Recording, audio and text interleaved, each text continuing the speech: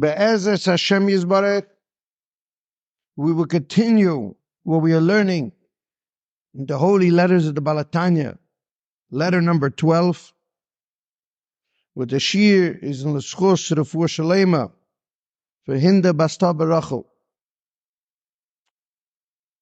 What we are learning, this most magnificent letter from the Balatanya, letter number 12, which contains some of the greatest secrets of humanity. We are going very deep into what he wants to explain, that there's the activity of tzedakah, and there is the inner dimension and obsession with tzedakah. And the two different energies and rewards that they bring about in the world. We are going very deep into this idea that, based on what the Holy Balatanya explains in chapter 37 in Tanya, that one of the biggest revolutions of Chassidic philosophy, of the revelation of the Holy Baal Shem Tov, is that we are not in this world just to surrender and listen to God, but in fact, the reward that we are getting for the work that we're doing is not a reward of going into Gan Eden. The reward is Yemoisa Mashiach and Tchias HaMeisim, the Messianic era, and the deeper time in the Messianic era when all the dead, all the Jewish people from all the generations will wake up from the dead. And then there will be an awesome revelation of godliness in the world, in this physical world, with the intelligence of God, the heartbeat of God, the compassion of God, and the actual revelation of the energy of creation will be revealed in the world. And the beauty and magnificence of life is that in our 6 days of the week, we bring that energy into the world. And we will live with this energy in the Messianic era, where the energy of Torah and mitzvahs, that energy is the energy that everyone's going to live with in the Messianic era, because the mitzvah is the reward. We think that we're doing work which, without the Balatanya and the Baal Shem Tov's radical redefinition, reframing, revelation, without the enormous Chassidic disclosure, you think that you're doing Torah mitzvahs. We don't know what we're doing. We don't know why we're doing it. We're doing it in surrendered activity. Comes the Holy Balatanya and he says, taste from the Torah of the Messianic era. I want to give you insight now into what you're doing, not later. I want you to study this now. We were given the gift. The Baal Shem Tov was given the reward, the merit, the responsibility, the enormous opportunity to share with us, to taste from the foods of the day of Shabbos Kodesh, of the 1,000 years that we are going into in Shabbos Kodesh, which is Mi Shetarach B'Erev Shabbos, whoever works in the 6 days of the week, the beginning of the week till the end of the week, Yoichel B'Shabbos, he will eat on Shabbos. There's a mitzvah to taste from the food before Shabbos.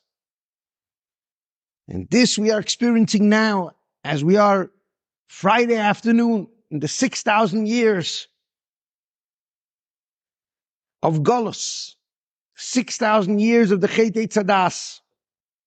We are doing the work. Hayoim lasoisom v'machar lekabel schoram. We are doing the work of radically transforming the world, of bringing godliness deep into the world, of refining our characters, of unleashing the nuclear atomic energy in our beastly inclinations, to refine them and harness them and unleash within them human consciousness, a divine consciousness, a consciousness that makes peace, that makes tranquility and never-ending, everlasting tranquility between all of my organs and all of my energies and all of my intellect and emotive, all of my practical and actual energies that there are in this world, to unite them and unify them all to the purpose, which is the 6,000 years which we were given Torah, mitzvahs, and matan Torah, 613 commandments to refine ourselves and to usher in, to bring in the enormous revelation of godliness in the world. And that's why the Holy Balatanya, who was given the mission by the Maggid, by the Baal Shem Tov, who was a new soul, he represented the souls that are going to be born in the Messianic era, the new hybrid of God and the Jewish people. We're souls that are going to be born on the level of Adam Arishan and even higher. Adam Arishan was Yetzir Kapov Shel HaKadosh Baruch Hu. He was the handiwork of God. He was made in God's image. He was made with God's hands. He was made, metaphorically, he was made in God's form. And through the tremendous work of 6,000 years, the energy of God is generated and dwells within man. Like it says in Parshas V'Tetzaveh,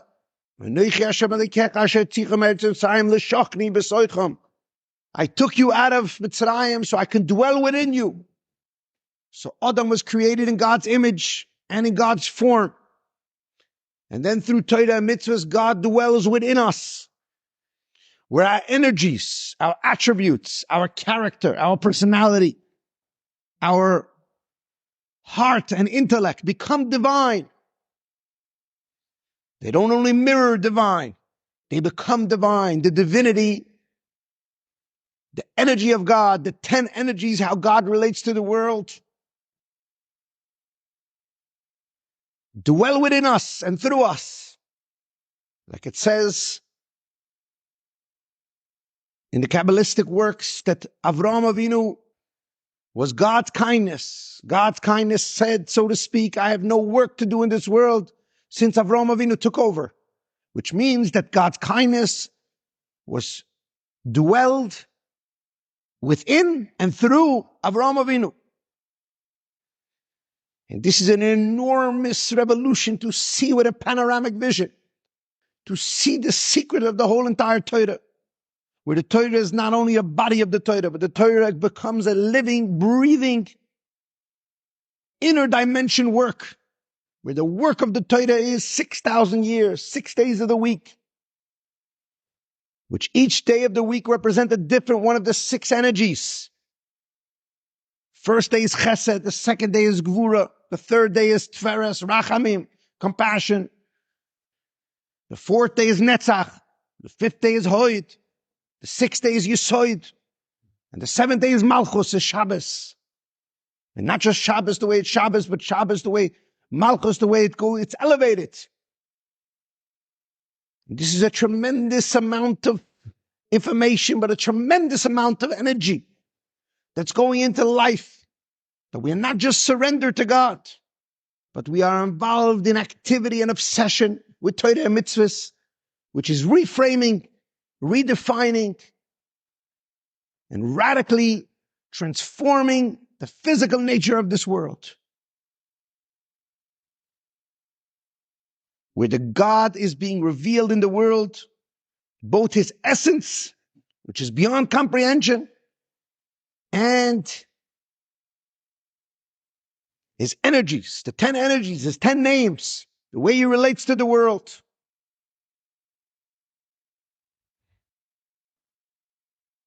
God's intelligence is made real by us. His intelligence is the Torah. His master plan for creation is the Torah. And his plan was to make a partner with the divine, to make a partner, to make man in God's image. And the master plan is that I, God, the soul of all the souls, I want to narrow myself down to 10 energies. And I want to become revealed in the world. And I'll become revealed in the world through you, which is the secret of marriage. Husband and wife are one in Gan Eden, soulfully. One in the concept of Adam and Chava, that they were first one being, both body and soul. They were a Siamese twin. Then they get split through a surgery. And we all have this surgery in our own private lives. We're born to different parents, which is the surgery of the birth of creation. And then we meet each other again, husband and wife, one day. And now we have to become each other. We retain our identities. We come with our traumas, with our past. And we have to meet a place of marriage where I am nothing without you. We become the other, where I see myself in you. And I see I am nothing without you. And you see yourself in me. And where I come to cherish the animus, where I first married you because I realized I married my other half. And then I have my animus, where I watch your trauma, the scars of your personality, the things that I didn't know on the dates. And with you, where I see how you're connectoi, where you're different than me, where a woman is Bina and he's Chachma, where she's into the details and he's into the collective, where he's an idea and she makes it practical, where she narrows it down and he's superficial. And then they intertwine. There's a tremendous snugness, there's a friction and a tremendous battle to interact with each other. Not to live superficially, vicariously for either a physical or a collective need. To understand that I was made for you. We are made for each other. We have no existence and no significance without the other. And then to come to be desperately obsessed with listening to my spouse's perspective, to see my blind spot, and to see my shleimus of the kula, to see the shalom that there isn't the bias, to see the peace, not that let's make peace because we're fighting, but to see the enormous of God la shalom, there is nothing that can hold the blessing of God, only peace. There's nothing that can generate God, only peace. And God made man and woman, Adam and Chava, in this sway. So they should have metaphor. They should have insight into their relationship with God, our relationship with God. If I'm a man and I'm looking at you as a woman, what I'm looking at as a woman, I'm looking at myself because I'm God's woman. And if I'm a woman and I'm looking at my husband, what am I looking at? My husband, or I'm looking at my husband the way he reflects the divine image in him. And if I'm a woman and I'm looking at my husband and he's the divine, does that mean I'm not divine? That means that I desperately need for the divine to dwell within me. And how am I going to bring the divine in me? Where is God? Where is my husband? He's wherever you let him in, wherever you bring him in. And that is the enormous opportunity of Torah mitzvahs, where God says, I made you in my image. And now you have to partner with me to create this world. You have to bring me deep into this world, like we explained about the seed. Man produces the seed, and the woman will bring the life force of that seed deep into all the organs. She will generate the organs, cultivate the organs, grow the organs.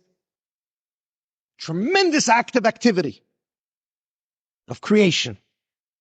And that's what we are doing for 6,000 years.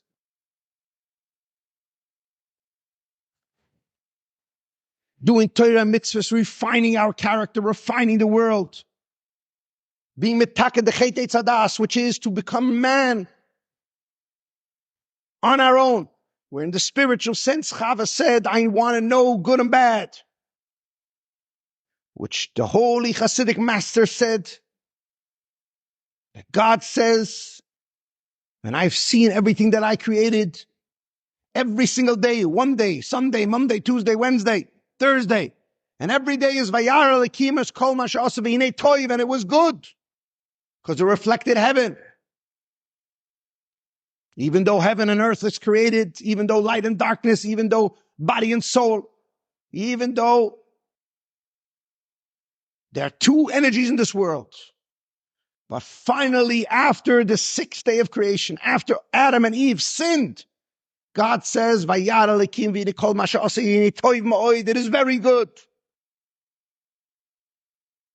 And that shares with us the deep, profound secret of our trauma.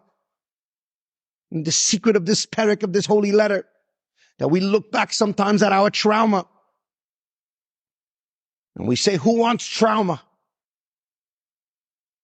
But that the true comfort is, Ifrani Eliki Beretzoni, you made me fruitful in my land and my suffering. Ultimately, I will unleash a core inside of me. Ultimately, Chava gets in touch where Adam calls her Chava because she is the life force of the world. She gets in touch with her pregnant potential, which is the deep ability to create this world and to create the world even out of knowing bad, even out of my ego, even out of my negativity, which is God saying, you push the limits of your body. You push the limits of your selfishness. But there is still something very good about that, which is that you're going to be able to burst out from the physical. You're going to be able to burst out from your selfish, your self-oriented, self-preserved, self-centered, and self-directed personality. One day in time, you will be Megala, that really you are not what you think you are. You are Adam Adam Elyon. You are made in God's image, which is imageless, which means there is no definition. The self that you have, the image that you have, is a glimmer of who you are. Who you are is far beyond anything you can comprehend. And all of your trauma, all of the chetitzadas, all of this brokenness was to be able to develop something far greater and far more infinite, where we can heal a broken world, where we have the ability of Tchias HaMesim. We have the ability to refine and to transform and to bring God deep into this brokenness, to heal the Jewish family from the tremendous sinas chinam, to radically reform the entire universe, and to understand that any one person can just deeply tap into his obsessive nature, the fact that he's Bnei Yisrael, because Yaakov Avinu had the face of Adam Arishan.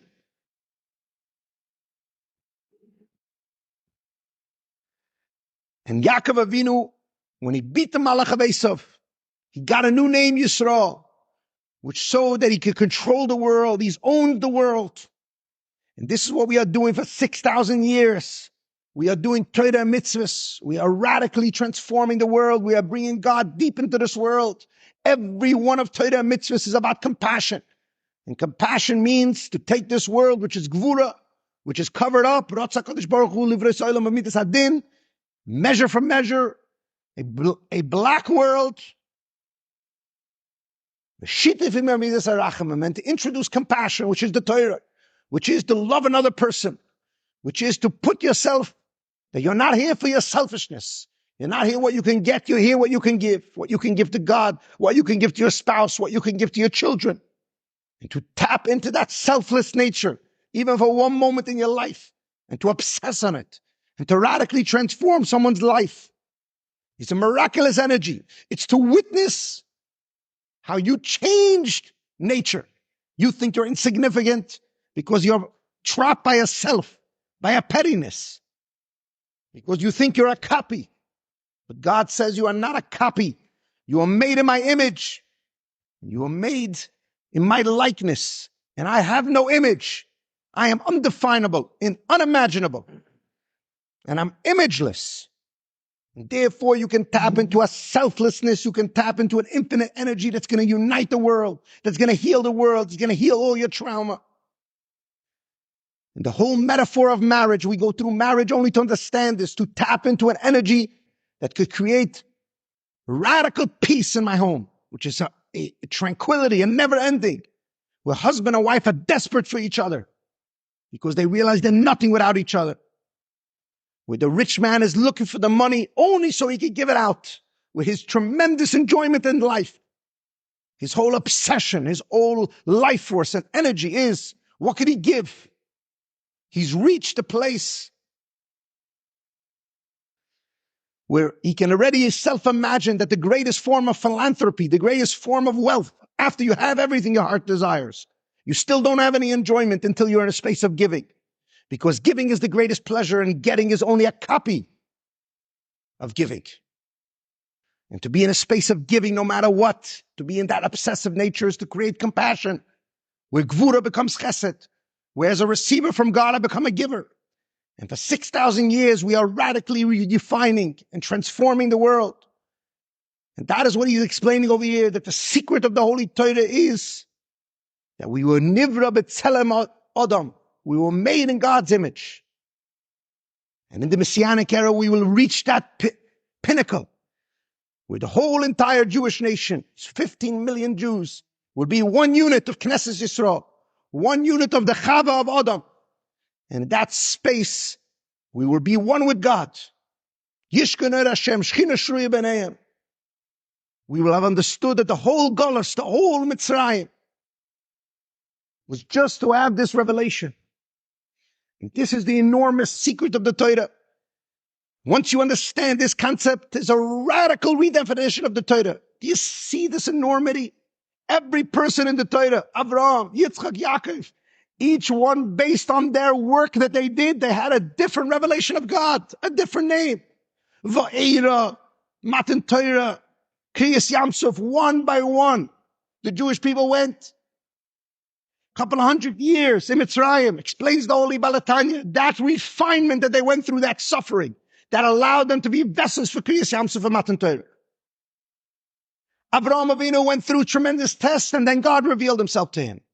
And a different nature of God revealed to Moshe Rabbeinu after he went through his tests. Every single part of the Torah is a different revelation of God, whether it's a dream, whether it's a visualization. It's your work. You're my Seinu, Avodah Seinu. You understand? It's the story of the Torah. We are the Torah. We are the never-ending story of the Torah. Never-ending and everlasting story. The story didn't stop with Moshe breaking the luchos. It's a never-ending story of divine revelation. And we are at the pinnacle. We are at the end now with ultimate revelation of 2,000 years of Golus, of radically being Moshe Nefesh, surrendering of the soul, tremendous selfless love from one Jew to the other, tremendous Mesiras Nefesh, dying al Kiddush Hashem, bringing the soul so deep into the body till the body can't contain it. And to see that enormous revolution in the world, that the whole world is blessed by you, all the technology we have is a candy compared to the schar that's coming. But it is the schar nonetheless. The materiality of this life is not Moore's law. It is the law of the Torah mitzvahs. Schar mitzvah ya mitzvah. You go in my footsteps, starting from before the Torah was even given. And you get divine revelation. It is dependent on your work and your obsession throughout Golus. Whatever you obsess, that will be your revelation. You will refine your body to be a vessel and a vehicle to generate my divinity, my infinite divinity, because you were made in my image, and I will dwell within you. And then there will be Adam and Chava, husband and wife, the Jewish people and God. They're inseparable. When you see the Jewish people, you see God, and we see God, you see the Jewish people. There's such a unity that's undefinable and inseparable. And in that state, all of consciousness, all of the Jewish people will become one. They will know each other with deep empathy. And even though there'll be a separation in the bodies, there will be such a heightened sensitivity of my heart to your heart, to 15 million hearts, to all of the Messianic era and the Tchias Mason, to all the Jews that ever lived. And how I cannot understand that infinity is because I don't understand the core of my soul. Just like the core of my soul is controlling trillions of atoms, but I don't know it. But in the Messianic era, I will know it consciously because the infinity of God will come into me. And at that space, men and women will be truly equal. In the sense that the Jewish people, the women of God, will have become one with God. And we will have generated an enormous amount of energy, godly energy, where we are so in tune with each other. Every single Jewish person is in tune with millions of other Jews because of a heightened sensitivity that was created throughout all this thousands of years in Gullus. And that is the beauty of what he wants to share with this parak, that it's totally by my saying of avodah my tzedakah and avodah tzedakah. And if you obsess on it, whatever you do now, you will live within the Messianic era. Because you are the creator of the world. You can change people's destinies. But you're not aware of it. But if you become aware of it, you become obsessed with it. And if you become obsessed with it, you see it in every angle of your life. You're able to see this now. Now when the Messianic era happens, when it's too late. When you will live with what you accomplished. Your heightened sensitivity you're creating now. And this is an enormous revolution in the world. And this enormous revolution that the Holy Balatanya gave. To be able to see that schar mitzvah ya mitzvah. That all of Torah mitzvahs was a vehicle of how you can become divine. How you can become Dmusenu, Talmenu, and Yishkenu. That God should be able to dwell within you and through you. You're already made in his mold, already made in his form, already made in his image, already made in his likeness. Now you can either be animal or selfless. You can either surrender your animal, you can either take all your knowledge of self and use it for another person. You could take all your wealth and grow your own identity, or you could give it for another person, which is the greatest satisfaction on planet Earth. To realize that if you're here for everyone else, you're a beacon of light. You have touched the epitome of all pleasures. You have tapped into the infinity of all infinities. And to make that real on this planet now, because to understand that the whole in Torah is full of godly revelation. For who? People that worked. Not people that ran their own companies, not people that worked for bosses. But the Holy Lubavitcher Rebbe, when he explained this, he said, you don't have to give up your job, but you have to understand your internal mission. Your job is your external job. You have to eat, it's an external thing, but internally you have to bless God. Internally you have to say it's the energy that's going to give me life. Internally you have to choose healthy foods. Internally you have to meditate on the extrapolation of this divine spark in the food. Externally you might be working for yourself or for someone else. But internally you have to be part of the family business, which is Avraham, Yitzchak, and Yaakov, which is compassion, which is avodah tzedakah, to be obsessed with compassion. Because that reward is a never-ending, everlasting tranquility and a clarity into the whole entire Torah. And if you're listening to this, it's part of the reward, because the Holy Balatanya was given the gift to share all these things because he gave his life for compassion. And that's why from heaven they said, and that's why in the fourth letter that he wrote, in the second letter that he wrote in the holy letters, he said, I came out of prison and I was told from heaven that I can reveal these secrets only because of obsessive compassion. V'hisha amdalanu, this is what saved us all. And that's what's going to usher in the Messianic era. The one part of the Torah that still continues today. Where the holy prophets prophesied our time, and they said, through compassion, we will go out of Gullus. That means me and you. That means when Messiah comes, when the Messianic era is ushered in completion, we will see that we have ushered that in. The holy prophets were talking about us. And in that space, the Torah was never ending, because it started with Adam, and it's going to be the final people who are going to usher in the Messianic era. And how amazing it is. Ashrei Ayin. How blessed and cherished is a person who can obsess on compassion now and have the ability and the enormous contribution and schus to usher in the Messianic era. to realize that I still have a chance to obsess over compassion and to radically transform the world and to make miracles now, and then to watch and witness the godly revelation that I'll have in my soul, the way he says in this letter, which is an enormous idea.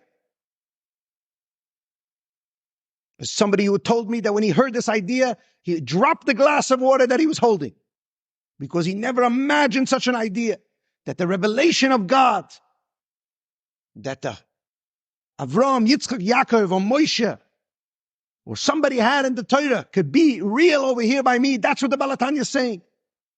That during when you pray, you will have a revelation of God that's indefinable and indescribable. And in that space, everything in your life will become clear.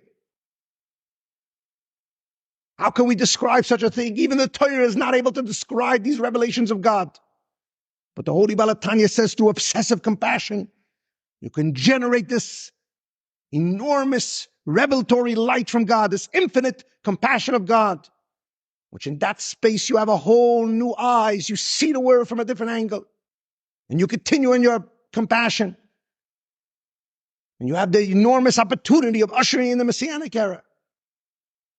But a person has to realize that meanwhile we are learning about it. But to do it is to bring in the Neshama Chadasha, the new child. To do it is to make it real. To think about it and to learn about it is the business plan. But a business plan that's not put into action just remains a good idea that's going to pass away with the sands of time. So to make this real in your life is something you have to do. You have to think about this and bring it into action. Start with one act today. Radically transform someone's life. Don't be selfish for another minute, another meal, another thing, how you're going to fulfill yourself. But be in a space where you can be entirely there for someone else, the way you would want them to be there for you. Make a change for them entirely. And then witness the magical revolution that has in your life. Witness the tremendous obsessive energy that God rains down on you, that refines your organs, that allows for a genius in spirituality, a clarity that you never thought possible, that radically could transform your destiny, where you don't have to suffer, where you are transcendental, where you are where you rise above, measure for measure, because you have tipped the scale for that person. You have eliminated his measure for measure. You have taken the poor man who was destined not to have, and you say, I will change it. I will change his destiny, even though from heaven they didn't allow that, because I am made from heaven and earth.